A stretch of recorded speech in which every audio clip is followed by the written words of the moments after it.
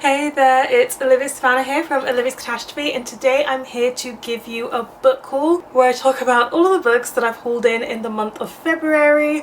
We've got a nice neat little stack to go through, and I'm going to whiz through them because a lot of them I actually don't know that much about them.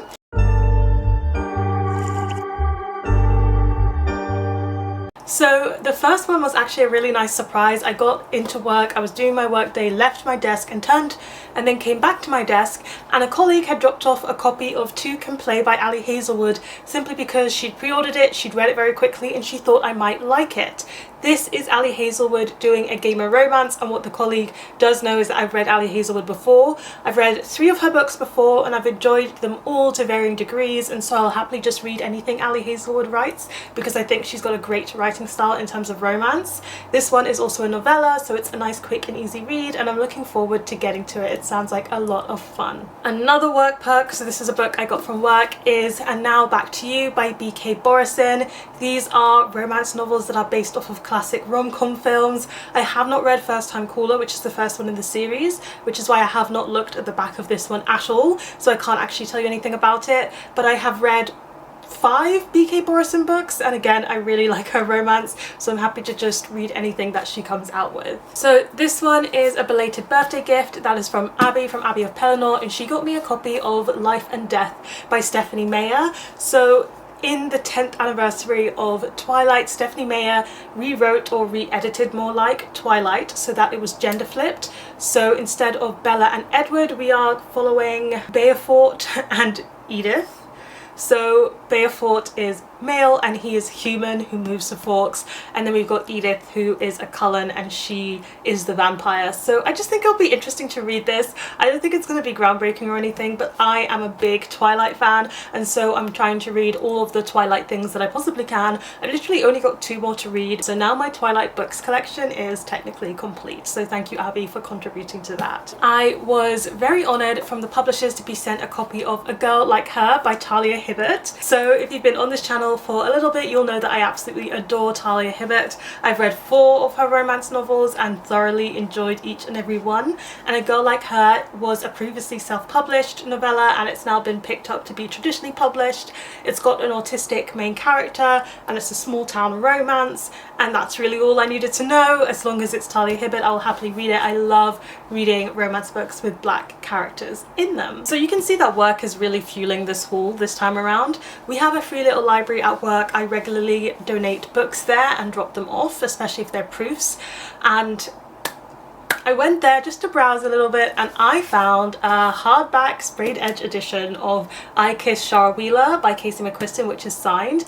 This was actually the first Casey McQuiston book I ever read. It is sapphic, it's a YA contemporary, and I really enjoyed it, so much so that I received a proof of it before I worked at my current workplace, and I've kept that for all of these years, but my preferred format is a finished hardback. And so when I saw this, I thought, let me take that and I will unhaul my proof. So this is kind of replacing something that's already in my library and just upgrading it to a nicer edition. Very happy to welcome it into my collection. So this colleague who has clocked my reading taste and just keeps on passing on books to me has really got it right, and she has passed on to me a proof of Good People by Patmeena Sabit, and this, I believe it's following like a Muslim family who are immigrants and kind of their experience in literary fiction. This year so far I've actually been reading a lot more literary fiction than I read last year, so it's definitely up my alley and up my speed right now and exactly what I'm in the mood for. It is quite a big book, but the chapters are quite short, so hopefully I can whiz through this at some point. I shopped Broken Binding's clearance sale. Now this was actually last year, but they had a bit of a delay in sending out their copies, so I've only received the 3 books that I bought in the clearance sale now. The reason I bought those books is because they are all books I've had my eye on for whatever reason, and they were about £3 to £4 for a really beautiful hardback, which was just a crazy good sale that I couldn't pass up. So the first one I got in that sale was Faithbreaker by Hannah Kana. So I read Gold Killer, which is the first one in this series, and this is the 3rd book, and when I just saw it in the sale I was like, why not get the 3rd book already? So now I have the full trilogy, have only read 1, need to keep up. It's got a nice orange sprayed edge, but what I like about this edition the most is a full colour map with nice folding foiling on the hardback. I just couldn't believe this was like £4 in their sale. What a steal. So then also in that sale, I picked up a copy of the Grimoire Grammar School Parent Teacher Association by Caitlin Rozakis. So I already have this. I have this in a paperback edition with a nice sprayed edge on it, but you know, I've already said in this haul, like, hardback is my main format. When I saw it was so cheap, I was just like, why not upgrade, even though I haven't read it yet. And this also has nice sprayed edges on it and is signed by the author, so I thought, why not get it? I really loved Dreadful by this author, which was her debut, and so I'm just looking forward to just keeping on with reading her books and hopefully keeping up with them in a timely manner. And then the last one I got in that sale was Dissonance by Binge. Again, hardcover, really nice sprayed edge, and this is a fantasy novel. That's all I know about it. Maggie is a carer. She's been caring for her husband, who has been slowly losing his memories, when a stranger shows up one day and says, your husband is not losing his memories. What's happening is somebody is stealing his memories, and that will set her on a journey to find out who is doing this and how she can stop them. And it just sounds like a very interesting concept. I've read Binge before. We now publish him at work, and I worked on one of his novellas, so I know that I enjoy his writing, and I think a fuller novel will be a nice way to go into his work a bit more. Then we have some publisher mail. Thank you to the publisher for sending me a copy of Get Over It, April Evans by Ashley Herring Blake. This is a sapphic romance novel. It's the second one in a series. I believe it's Small Town Sapphic. From what I see on the back, it says she stole her ex. This summer she might just steal her heart.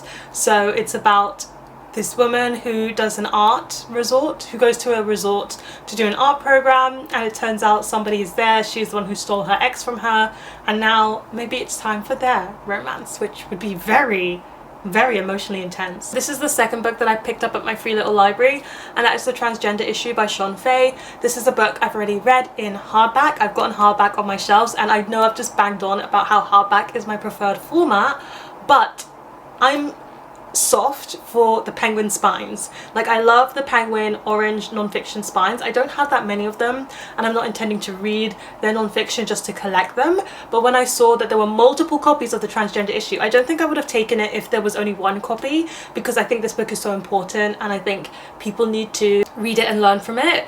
But there were 3 copies of this on the shelf, so I thought I can take one, you know, and there's still 2 there, and then I'm gonna pass on my hardback copy. So this is again replacing something in a format that I prefer on my shelves. We have our last bit of publisher mail for today, so that is Piper. Yes, Piper at the Gates of Dusk by Patrick Ness. Now, when I discovered that this book existed, I was shook, because this is a sequel series to the Knife of Never Letting Go series, the Chaos Walking series by Patrick Ness, which I absolutely adore with my whole heart. I do consider that series one of my favorite series. I read it back in university time, and I adored it, and I loved it, and I fangirled over it, and then I reread The Knife of Never Letting Go for a booktube read-along that some friends were doing. So it's been many years. I've made all of my sisters read this book, and we all love this series, and so it's crazy to me that we are now getting a sequel series which follows the descendants of the original series. I haven't looked further into the synopsis than that, but all I know is that the noise is involved again, and that will mean something to you if you've read the series, and if you haven't, that doesn't spoil anything for you. So yes, very curious to see what this will bring me. I think this is one of the books I'm most excited for in this haul. Okay, so again, at work they were giving away a couple of books. Sometimes this happens, and I picked up a copy of A Boy's Own Story by Edmund White. This is a literary fiction book about a boy who realizes that he is gay and his life from there. It's a bit of a modern classic, and the reason I got this one is because when my great uncle passed away, I helped my mum clean out his house, and he had a lot of books. He was a very big reader, and most of his books were on queerness and on blackness, as he was also a black gay man. And so I took a lot of books from his shelves, and he wasn't someone who was like me, keeping his books pristine. He read them, he loved them. I took a bunch of his books, including a copy of A Boy of One's Own, but unfortunately the copy was just not gonna survive. It was, you know, breaking down, the pages were getting a bit moldy, and it just wasn't going to survive. I had to like actually just chuck away that copy of A Boy of One's Own, but since then I've really wanted to read it, and I read some of the other books that I took from his shelf, including Mr. Loverman by Bernardine Evaristo, which I absolutely would not have read unless I took it from his shelves, and I really enjoyed it. So I think my uncle has great taste. He used to recommend books to me when he was still living as well. So yeah, it feels special even though it's a new book in my collection. We have a copy of Favourita by Michelle Steinbeck. This is translated, and this is a novel about a woman who hasn't seen her mother since her mother has disgraced her family by advertising her brothel in the papers, and so nobody has had anything to do with her mother, but she receives a phone call that her mother is dead, and the stranger keeps speaking and says that her mother was murdered, and she ends up feeling very passionate about this and going on a like revenge spree to find the murderer and cause havoc in the murderer's life as well. So that's what this one is about. It sounds a bit female rage driven, but also like it's going to deal with a very interesting depiction of grief where you don't actually know the person very well that you are grieving for because they've been out of your life for so long, but you're still grieving nonetheless, and the possibilities of what could have been. So I'm hoping that's what I'm going to get from the novel. I find books on grief very interesting, and so I'm curious to see what this one will give me. I went to a publisher event for Nonesuch by Frances Spufford, and Frances Spufford was so nice on the night and really lovely and asked me lots of questions about myself and my writing, even though it was a launch event to celebrate everything to do with him. This one is a historical fiction novel with speculative elements. As you know, I don't read that much historical fiction at the moment, but when you throw some speculative in there, I will be there. And this is set in London 1939, where a war is on the brink of breaking out. But these two characters come in contact with each other and they end up in this otherworldly space where time bends. And when you play around with time travel and reality, I'll be there. I'll just materialize and manifest and want to read the book. And so this really caught my eye and it sounds very interesting. And then the very last book that I got in the month of February was I Talk Like a River by Jordan Scott and illustrated by Sydney Smith. Now, I was in the mood, as sometimes you are as a reader, to buy books. I just wanted to buy a book. I was in the mood to buy something, but I've been very cautious and aware of my TBR and how it's growing lately, so I told myself I could only buy a book if I would read it as soon as it arrived and finished it as a priority as soon as it arrived. So I have already read this, and I decided the best thing for me to do would be to buy a book on my picture book wish list, because I will be buying a book, I'll read it as soon as it arrives, and it won't stick around on my TBR because they take no time at all to read. And lo and behold, that is what happened. This was a fantastic picture book. I heard about it from Cara from Wild Book Garden, who I don't think is uploading at the moment, but she has impeccable taste in children's books, and it is a picture book about a boy who has a stutter and he's having a bad speech day, and his father takes him into nature, and it's what he discovers about himself while they are in a place of peace. And it was really beautiful and really lovely. This is not the space for me to review it, but I really did love this picture book, and so this is the last book that I hold in the month of February. So that is not a very long haul video, so what I'm going to do is actually I'm going to insert some footage of me last year hauling in books. I haven't shared this haul before, but it does need to be shared and I wasn't sure where to slot it in, so please enjoy past me talking about some new books she was very excited to get. So the first one I have here is, finally I've got it, and that is Sunrise on the Reaping by Suzanne Collins. This book is the Hey Mitch Hunger Games prequel, and it's been everywhere and everybody's been talking about it, and I didn't have it, and now I finally do, thanks to Talia from Iridescent Blaze. So thank you so much, Tay for sending me a copy with your like Waterstones extra points. I love the Hunger Games. I've read all of the original trilogy. I have reread them before. I did not like Ballad of Songbirds and Snakes at all, but I'm hoping, and I've been hearing good things about Sunrise on the Reaping, so it sounds like this could be more up my alley. And I was so excited to be invited to the event of my dreams, which was a pizza making masterclass with Maggie Stiefvater, where she gave me my first tarot reading ever, and as a Raven Boys fan, this was bliss for me. I had the best time. I don't eat pizza, but I made one anyway, and it was pretty good, said Simi. And they gave us all a copy of the Raven Boys graphic novel edition by Maggie Stiefvater, and this is adapted by Stephenie Williams and illustrated by Saas Milledge. So the Raven Cycle is one of my all-time favourite series. If I do have to be asked what my favourite series is, that is my answer, even though I don't like having an ultimate favourite. That is my go-to answer. I love the Raven Boys. I live and breathe it. It is the only series that I read fanfic for. I can basically tell you the plot from beginning to end of the whole quartet, and now they are all coming out individually as graphic novels, and I will be reading them. This one is kind of personalized to me. I just can't believe it. Then at work we had like a little book sale. The books are really cheap, so this cost me £2, and that is a special edition of One Last Stop by Casey McQuiston, which I read and unhauled to Simi, and now I've hauled in a special edition copy. But you know what, I can have it because it's beautiful and it costs £2, and it has lovely end papers with illustrations on them. It's basically the end papers that really got me. Then I'm so excited about this one. I was sent a hardback proof copy of The Healing Hippo of Hinodine Park by Michiko Ayoma, and this is translated by Takami Nieda, who's a different translator from book 1. But this is not a sequel actually. But I read What You Are Looking For is in the library recently, and I absolutely loved it. It was fantastic. And so when I looked up and saw if this author had any more books, I realised that this one was coming out, and I was quick to request it because I was like, I want to read whatever this author puts out next. And in this one, it's again a collection of short stories, and we're following people who go to this healing hippo that's in the park, and it said if you touch this hippo, things are going to go right for you in life, and it's about whether that really works and kind of why they feel the need to go to the healing hippo and what happens after they visit it.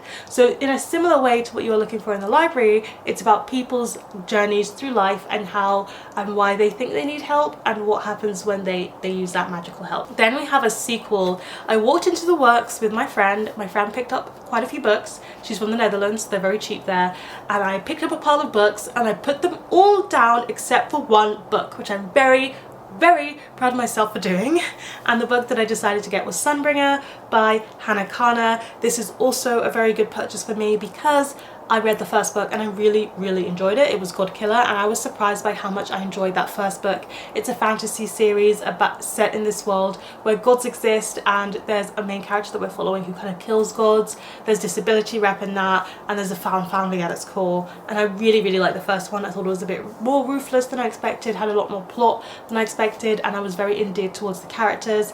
And so I told myself I would read the sequel, but I've been so bad at continuing series lately, and I've decided personally that I am going to change that. If I'm enjoying a book and a world and the characters and the writing, I jolly well deserve to make myself continue. So I'm going to force myself to do it, because I do have series where I've really enjoyed it all the way through, and even then I just want to be able to enjoy my series until I stop enjoying them, you know, like enjoy that pathway for as long as you're happy to be there. I'm happy to DNF a series in the middle, but if I want to continue, stop not continuing. So step one of that is get myself the sequels.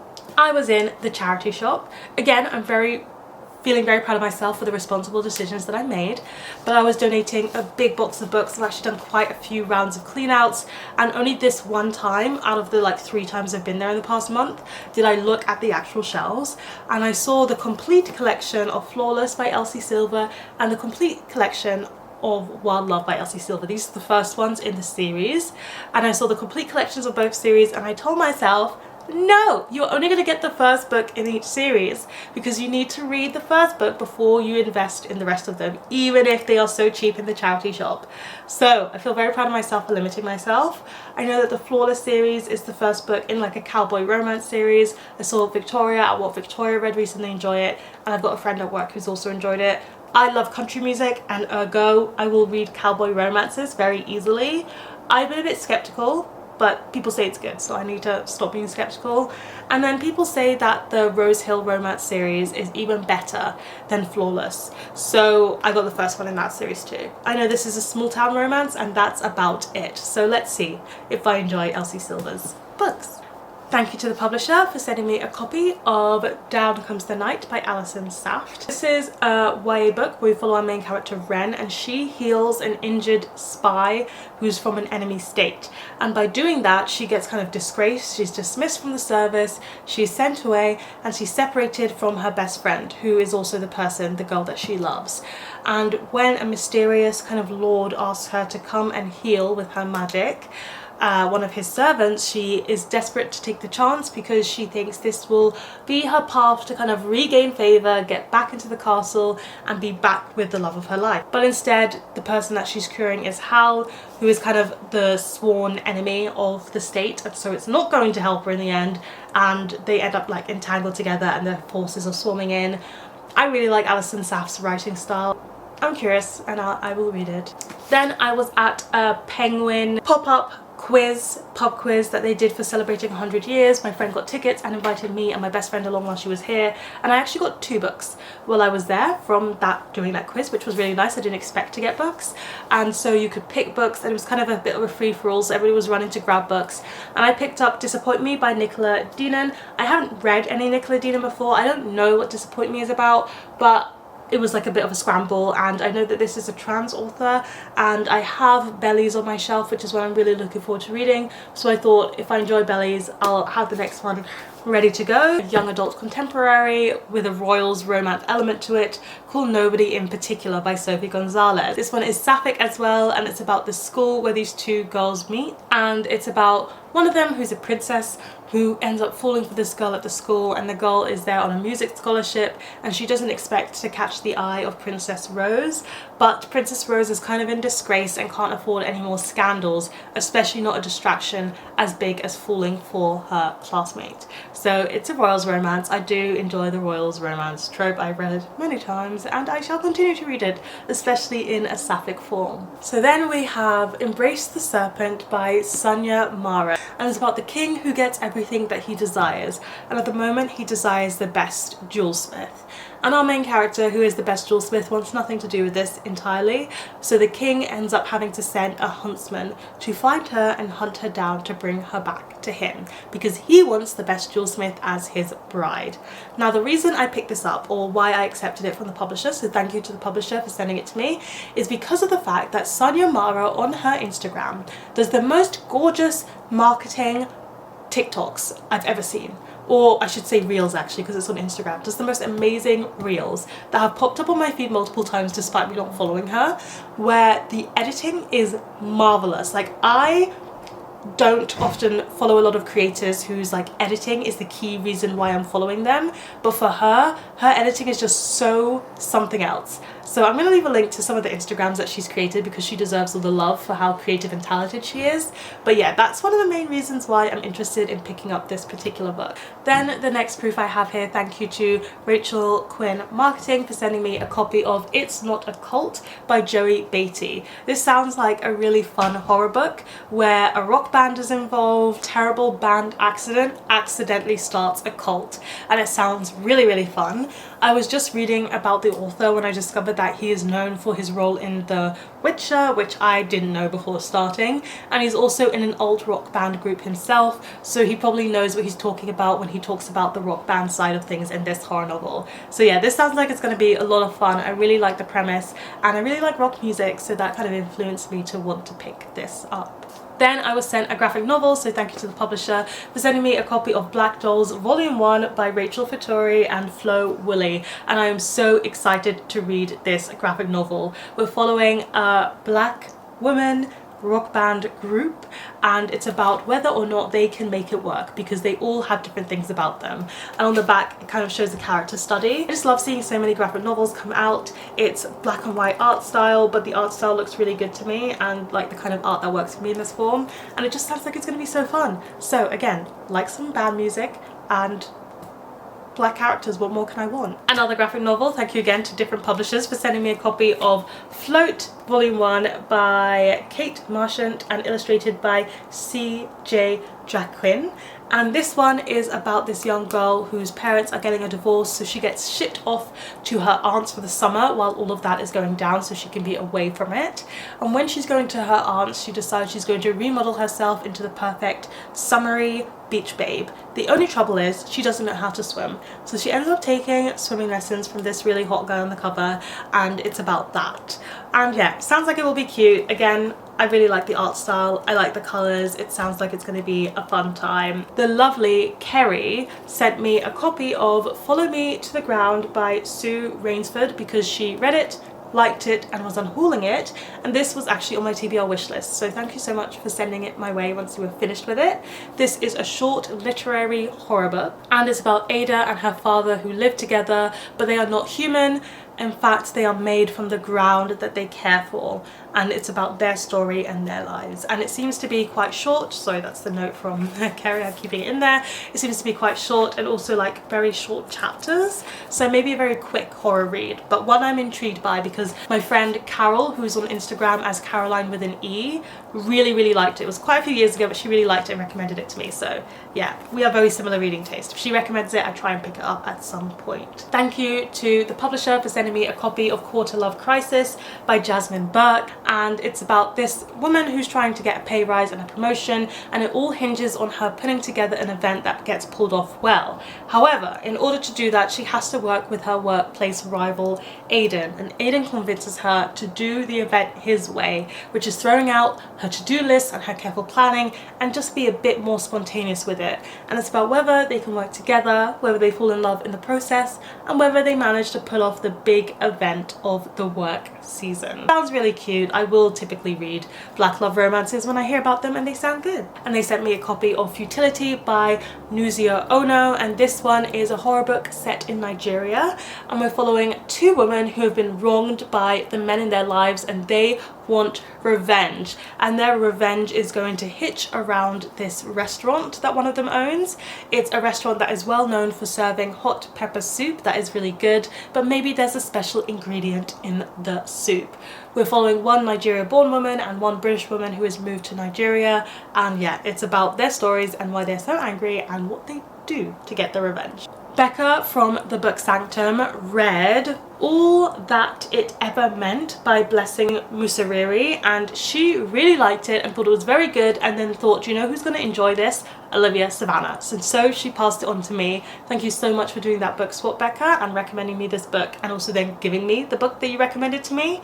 It is a young adult contemporary book. It's quite short, so I think I can blitz through it. Yeah, it's got some magical elements to it. So it's also a story about grief because her mother dies. They are in England and they go from England to Zimbabwe, and that's when she meets the other character, but nobody else can see this other character, and I think it's largely about grief and looking at it through that lens. And I am someone who is really interested in stories about grief and how that is depicted in books and also in like people and real life and mental health, and so she really did think about me with this one, and I'm really looking forward to reading it. Thank you to the publisher for sending me a copy of Soon Come by Kuba Shand Baptiste, and this is an adult literary fiction book about three Caribbean people who find themselves in the same restaurant, and it's about them forming a friendship and a bond together. They're from different generations, but also about their individual stories that have led them to come to the UK. I'm looking forward to giving it a try. So there we have it. Those are all of the books that I've recently hauled. Thank you for watching this video. Please let me know in the comment section down below what was the last book you borrowed, bought, received or acquired. Give this video a thumbs up if you enjoyed it. Hit the subscribe button if you want to see more, and don't you forget to hit that notification bell to be updated every time I have a new video. And you know what they say, onwards and upwards. Excelsior!